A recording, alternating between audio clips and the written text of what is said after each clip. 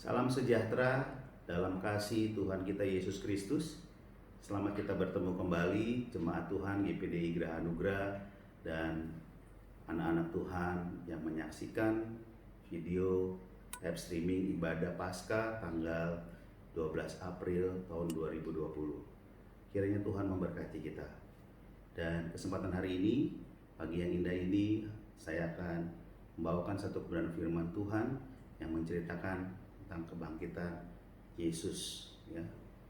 Kita akan buka sama-sama Alkitab kita di dalam kitab Injil Lukas pasal yang ke-24 ayat yang pertama sampai dengan ayat yang ke-12.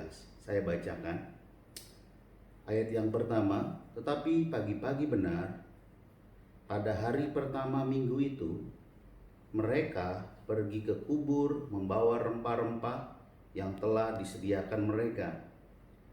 Ayat yang kedua, mereka mendapati batu sudah terguling dari kubur itu. Dan ayat yang ketiga, dan setelah masuk mereka tidak menemukan mayat Tuhan Yesus. Sementara mereka berdiri termangu-mangu karena hal itu, tiba-tiba ada dua orang berdiri dekat mereka memakai pakaian yang berkilau-kilau. Ayat yang kelima, mereka sangat ketakutan dan menundukkan kepala. Tetapi kedua orang itu berkata kepada mereka, "Mengapa kamu mencari Dia yang hidup di antara orang mati? Ia tidak ada di sini." Haleluya. Ia telah bangkit. Ingatlah apa yang dikatakannya kepada kamu ketika ia masih di Galilea. Ayat yang ketujuh, yaitu bahwa Anak Manusia harus diserahkan ke tangan orang-orang berdosa dan disalibkan, dan akan bangkit pada hari yang ketiga. Ayat yang ke-8, maka teringatlah mereka akan perkataan Yesus itu. Ayat yang ke-9, dan setelah mereka kembali dari kubur, mereka menceritakan semuanya itu kepada ke-11 murid dan kepada saudara-saudara yang lain. Ayat yang ke-10, perempuan-perempuan itu ialah Maria dari Magdala dan Yohana dan Maria ibu Yakobus dan perempuan-perempuan lain juga yang bersama-sama dengan mereka memberitahukan kepada rasul-rasul. Ayat yang ke-11, tetapi mereka berkata perkataan itu seakan-akan omong kosong dan mereka tidak percaya kepada perempuan-perempuan itu.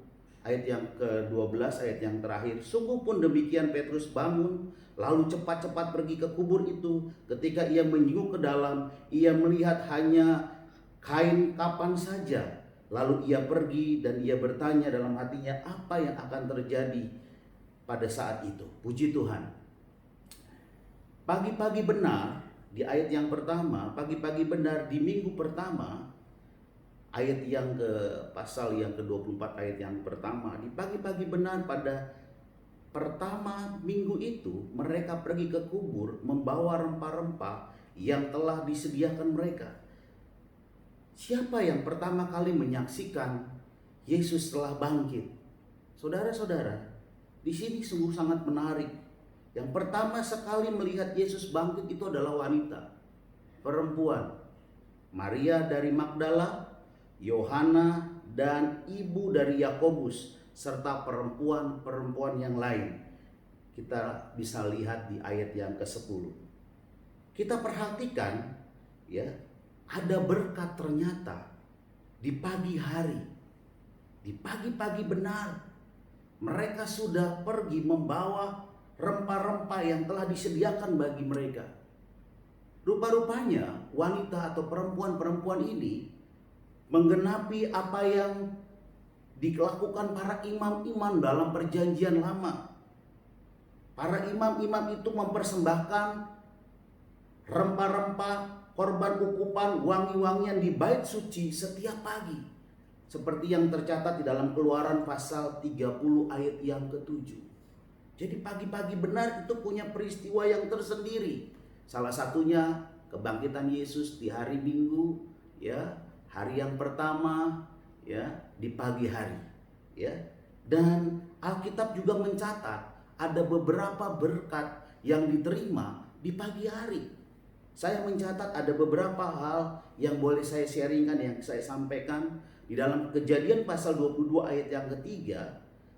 Berkisahkan tentang bagaimana Abraham mempersembahkan anaknya Ishak di Gunung Moria. Dikatakan di sana keesokan harinya pagi-pagi bangunlah Abraham, ya, memasang pelana keledainya dan mengajak 2 orang bujangnya bersama Ishak untuk mempersembahkan Ishak di Bukit Moria pada pagi hari. Ya, di dalam Mazmur Raja Daud katakan, Mazmur pasal 5 ayat yang keempat, Tuhan, pada waktu pagi Engkau mendengar suaraku, pada waktu pagi aku mengatur persembahan bagimu, dan aku menunggu-nunggu. Begitu pentingnya di pagi hari ada berkat yang Tuhan siapkan. Pemazmur 88 ayat yang keempat dikatakan di sana, tetapi aku ini ya Tuhan, kepadamu aku berteriak minta tolong. Pada waktu pagi doaku datang di hadapanmu. Raja Daud dia berdoa di pagi hari. Dia datang kepada Tuhan di pagi hari. Ya, di ayat yang berikutnya, Ratapan pasal 3 ayat 22 sampai 23 dikatakan di sana, tak berkesudahan kasih setia Tuhan, tak habis-habisnya rahmatnya selalu baru, tiap pagi besar setiamu. Haleluya. Ada berkat di pagi hari, ada rahasia di pagi hari, ada sukacita di pagi hari. Ketika kita mau mencari, duduk di bawah kaki Yesus, mencari Tuhan, mengutamakan Tuhan, maka kita akan dikenyangkan pada waktu pagi dengan kasih setia Tuhan. Ya, biarlah kita pun boleh seperti wanita atau perempuan-perempuan ini, setiap pagi kita mendisiplinkan diri untuk bersama-sama mencari Tuhan, mencari perkara yang di atas, mengutamakan Tuhan. Maka kita akan melihat berkat Allah. Apa yang terjadi di ayat-ayat berikutnya. Saudara, selanjutnya saya akan menjelaskan perempuan-perempuan yang pagi-pagi benar membawa rempah-rempah itu. Siapa wanita-wanita ini? Kok bisanya mereka tetap terus, ya, mereka membawa rempah-rempah begitu setianya, ya. Saya mencatat, saya menyelidiki, ya, perempuan yang dikatakan sini Maria dari Magdala, Yohana dan Maria ibu Yakobus. Kalau saya melihat di dalam Lukas pasal 23 ayat yang ke-55, perempuan yang bersama-sama dengan Yesus itu dari Galilea, yang ikut terus bersama dengan Yesus. Galilea adalah daerah yang pertama sekali Yesus melayani. Galilea tempat di mana Yesus juga bertumbuh dari remaja sampai dengan pemuda. Dan di Galilea juga Yesus memanggil murid-murid yang pertama, yaitu Petrus, Andreas, Yohanes, Yakobus yang menjadi murid Tuhan Yesus. Jadi penginjilan pertama yang Yesus lakukan di Galilea, membuahkan perempuan-perempuan ini yang boleh tetap ada mendampingi Yesus, bersama-sama dengan Yesus. Dalam Injil Matius pasal 27 ayat yang ke-55 yang menjelaskan tentang perempuan-perempuan itu, mereka setia ikut Yesus sampai melihat dari kejauhan waktu Yesus ada di salib. Waktu Yesus disalib, mereka tetap melihat, memantau bagaimana keadaan Yesus yang mereka bersama-sama melayani di Galilea. Dengan kata lain boleh saya simpulkan, perempuan-perempuan ini adalah gambaran gereja saudara dan saya yang terus mau ikut Tuhan di pagi hari, di siang hari, di malam hari. Di siang hari itu berbicara tentang pada saat kita senang, pada saat kita menerima berkat. Di malam hari yang berbicara mengenai penderitaan, tetap mereka bersama, setia kepada Yesus. Sekali Yesus tetap Yesus. Gereja Tuhan di akhir zaman yang dituntut untuk mau setia kepada Tuhan, yang setia pada saat engkau susah, saat engkau menderita, saat engkau senang, tetap ikut Yesus, tetap percaya kepada Yesus. Saudara, kita perhatikan di ayat-ayat selanjutnya. Maka apa yang terjadi ketika perempuan itu menghampiri kubur Yesus? Dikatakan di sana terjadi satu gempa yang besar. Ada malaikat Tuhan yang turun dari langit, ya, yang menggulingkan batu yang dimateraikan, batu yang dijaga oleh penjaga-penjaga itu. Batu yang besar itu dapat terguling Sehingga kubur Tuhan, kubur Yesus itu menganga, terbuka. Semua orang bisa melihat. Perempuan-perempuan itu melihat bahwa tidak ada lagi mayat, tidak ada lagi jenazah Yesus saat itu. Kubur itu kosong, pintunya terbuka. Suasana yang hening, suasana yang mengejutkan. Tetapi ketika ada malaikat Tuhan yang datang, penjaga-penjaga yang menjaga yang disuruh oleh Pilatus pada saat itu lari kocar-kacir. Dia pergi, dia ketakutan. Tapi perempuan-perempuan itu berdiri termangu-mangu. Rasa ketakutan ada, rasa merunduk. Di sana dikatakan kata merunduk itu sujud atau menjatuhkan diri. Dia menjadi dia terharu melihat keadaan itu, ada malaikat Tuhan yang datang. Saudara, ada hal yang menarik yang dikatakan di sana, bagaimana malaikat Tuhan memberi pesan kepada perempuan pada saat itu. Dia katakan di sana, jangan takut, sebab kamu tahu Yesus yang disalibkan itu, mereka kamu yang cari itu, dia hidup di antara orang mati.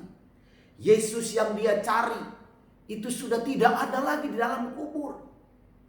Yesus hidup, Yesus bangkit. Malaikat saat itu memberikan satu keyakinan kepada wanita-wanita, perempuan-perempuan saat itu. Keyakinannya semakin diteguhkan. Saat itu mereka mungkin terasa terkejut, tetapi malaikat membawa berita sukacita bahwa Yesus yang mereka cari itu tidak mati tetapi hidup. Dia bangkit. Haleluya. Puji Tuhan.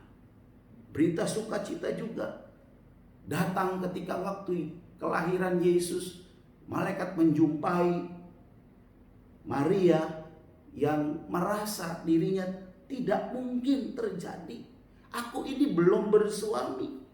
Aku ini masih perawan. Tetapi malaikat Tuhan, bagi Tuhan tidak ada yang mustahil.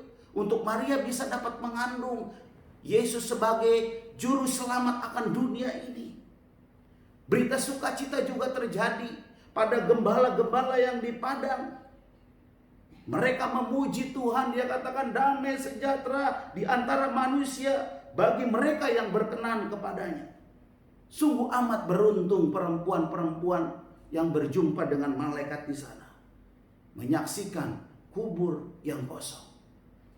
Kuburan yang biasa identik dengan ketakutan, identik dengan kematian, tetapi dirubah oleh Tuhan menjadi sesuatu yang luar biasa, mendatangkan berkat, mendatangkan sukacita, membuat perempuan-perempuan itu menjadi yakin dan percaya akan firman Tuhan. Segala apa yang difirmankan Tuhan itu pasti terjadi. Puji Tuhan. Kebangkitan Yesus menjadi satu fakta, bukti bahwa Yesus itu berkuasa. Malaikat berkata, mengapa engkau mencari dia yang hidup di antara orang-orang mati? Kebangkitan Yesus membuat kehidupan kita berubah. Kebangkitan Yesus mengalahkan kuasa maut. Kubur tidak bisa menahan akan kematian Yesus. Maut tidak bisa menahan akan kebangkitan Yesus. 1 Korintus 15 ayat yang ke-55. Hai maut, Rasul Paulus katakan, di mana sengatmu? Di mana kemenanganmu? Yesus sudah mengalahkan kuasa maut. Dia mengalahkan kematian menjadi kehidupan. Maut tidak lagi berkuasa. Maut tidak bisa menahan kematian Yesus. Inilah kehebatan kuasa Tuhan. Dari kematian menuju kepada kehidupan. Ya, puji nama Tuhan. Biarlah kita pun sebagai orang-orang percaya tetap yakin kepada Tuhan bahwa Yesus kita itu hidup. Dikatakan akulah kebangkitan dan hidup. Yesus menyampaikan dialah kebangkitan dan hidup. Dia Allah yang berkuasa, Allah yang sanggup mengadakan segala perkara. Di ayat-ayat selanjutnya isu tentang kebangkitan Yesus itu menimbulkan beberapa perpecahan di antara mahkamah agama Yahudi pada saat itu. Bahkan sampai sekarang pun menuai ada beberapa pandangan, ada beberapa pendapat tentang kebangkitan Yesus. Namun bagi kita, orang-orang yang percaya, kebangkitan Tuhan Yesus menjadi satu fakta yang absolut, yang tidak perlu diperdebatkan, yang tidak perlu diragukan lagi, bahwa Yesus yang kita sembah itu Yesus yang hidup, bukan Yesus yang mati. Dia bangkit pada hari yang ketiga. Kubur kosong membuktikan bahwa dia hidup. Pesan yang kita boleh terima di hari kebangkitan, di hari Paskah ini, biarlah kita mau memulai aktivitas di pagi hari dengan berdoa dan mengutamakan Tuhan, mencari Tuhan, menomorsatukan Tuhan. Kita mencari perkara-perkara yang di atas, perkara-perkara yang Tuhan berikan di dalam kehidupan kita, mengutamakan Dia, maka Tuhan juga akan memperhatikan kita. Kita pun mau menjadi gereja Tuhan yang setia seperti perempuan-perempuan yang menyaksikan bagaimana kubur kosong itu. Mereka tetap setia, mereka cinta kepada Tuhan, mereka kasihnya tidak pernah luntur. Ya, mereka cinta kepada Tuhan dari awal terus perjalanan Yesus. Ketika Yesus mengadakan mujizat sampai Yesus mati di atas kayu salib, mereka tetap setia. Bahkan sampai Yesus masuk ke dalam liang kubur juga, mereka tetap setia.